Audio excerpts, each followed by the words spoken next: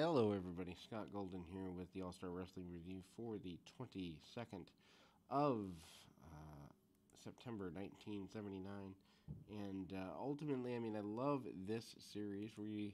I am midway through 81. Obviously, have had crazy deal and trying to save for a move and all sorts of interesting things over the next few months. So my time here has not been as ready and available as I would like. And work is busier this time of year than it normally is in the summer months, which is turning out to be a good thing, but at the same time is turning out to limit my time here. But when we're here, we do what we can, where we can, and this is the opening with Hussein Arab, otherwise known as the Iron Sheik, or later known as the Iron Sheik, with Freddie Blassie defeating Johnny Ross in 5:57. Not sure that this match certainly needs 6 minutes. Matter of fact, I'm sure that it doesn't. But at the same time, they're certainly trying to get him over for what would be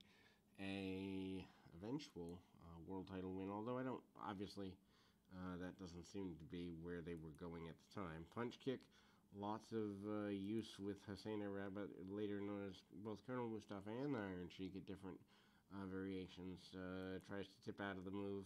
Freddie Blassie being his main manager. Is a pretty good run here. Gut wrench suplex, among other things. They've kind of gotten away from the Persian clubs a little bit, but not completely. Roz does run him out a little bit out of the ring, brawling, using the ropes and the like. Some suplexes.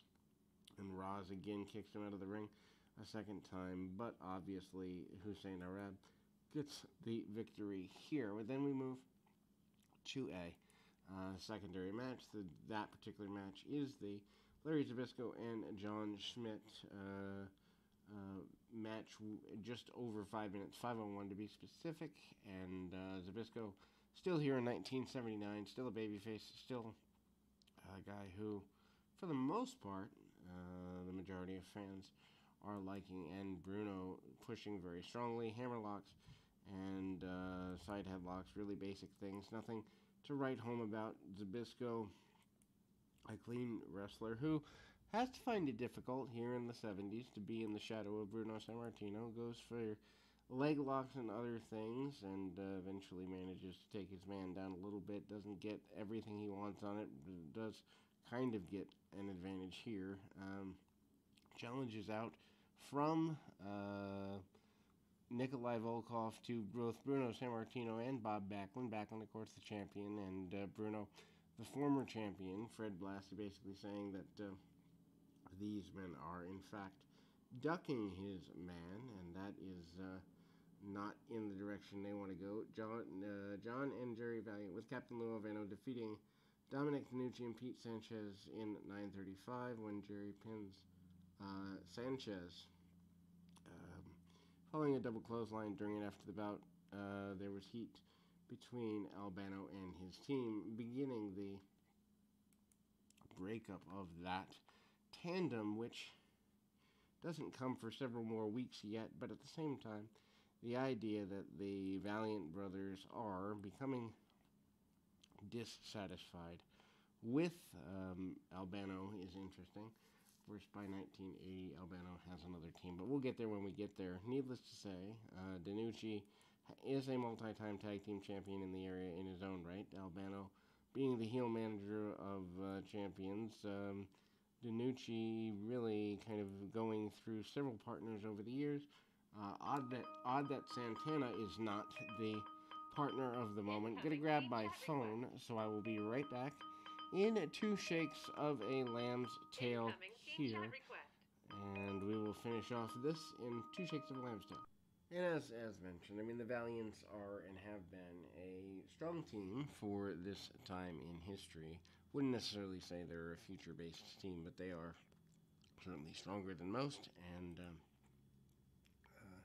the back and forth in this match is more about kind of getting things going in a direction that works for both of them. When DeNucci's in there, the babyfaces have obviously more of a chance because he's got more of a history with the promotion.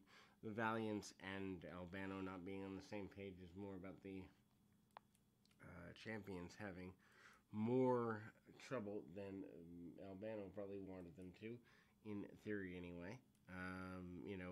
John and Jerry are able to cut the ring off on Danucci for a little while. Slower match than average, although we're talking 1879, so you're not going to see guys bouncing all over the ring needlessly with, hits neither here nor there. But anyway, then we go into another match on things here, but that's not after or not before. There's a little bit of a tease to the negativity as it relates to the process of everything, and so we go into the next of the contests here, which in this case happens to be the IC champion Pat Patterson against Johnny Rivera. And Johnny Rivera, very common enhancement talent in the area. Pat Patterson, of course, transitioned into being the Intercontinental Champion by this point here.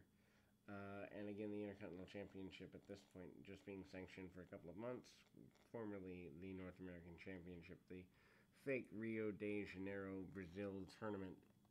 I don't know why they needed to do a fake tournament. I don't know why they couldn't have just renamed the championship or something of that nature. Anyway, the Grand Wizard on the outside with a very snazzy, albeit colorblind, sports coat, and Pat Patterson, who as a heel and even as a secondary champion does a lot more selling than the average person, lots of punches. His opponent is kept down with chin locks as well. Really basic things for Patterson to be handling, and he manages to do some work with a sleeper, kind of staying on his man, trying to be as aggressive, assertive as possible, trying to do everything he possibly can to get things going in a positive direction, and even kicking away at the man after the bomb's away and after the victory by the Intercontinental Champion. Then, of course, a squash match for Nikolai Volkov is up next to close the program. Volkov had an interview earlier in the program. Fred Blassie and Volkov returned to close the program, so certainly trying to keep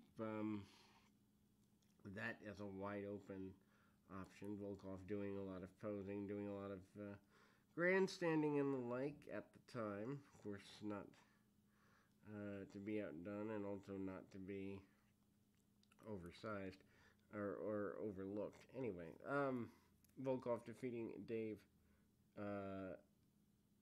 Darrow 313 with the backbreaker. Volkov with a super basic and simple match, as one would expect from a guy who's doing a foreign heel gimmick. Punch kick, the backbreaker, the main focus, and Volkov still getting ready here in the end of 1979 for opportunities at the World Championship or the WWF Championship of Bob Backlund, and a victory here is sending him on his way, even though just an enhancement. Anyway, we'll be back with more right after this.